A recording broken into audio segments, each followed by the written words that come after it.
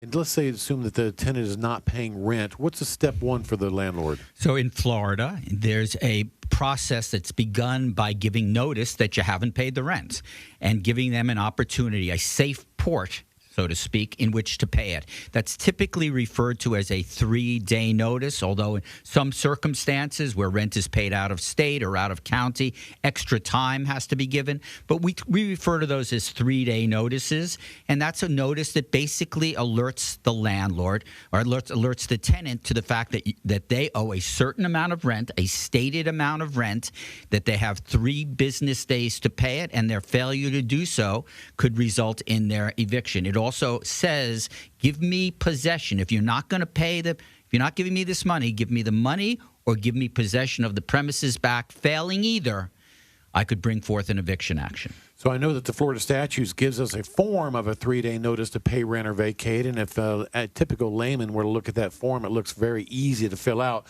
but I know there's lots of mistakes that can be made in that form. Yeah, it's really interesting because the form isn't longer than a paragraph, and if you can buy these forms down at the courthouse, and you'd think, well, the court made these forms. How can it be such a problem? But all of the places that get filled in have all sorts of law that have been decided by Florida courts. And you wouldn't know what those decisions are unless you're an extremely boring person and have nothing better to read at the kitchen table than Florida statutes or Florida cases. And so you need to be aware of these pitfalls in filling out that form, which are numerous. And when that form is not filled out, you cannot proceed with your landlord-tenant case. 2 years ago, before they changed the statute, your case was just plain dismissed.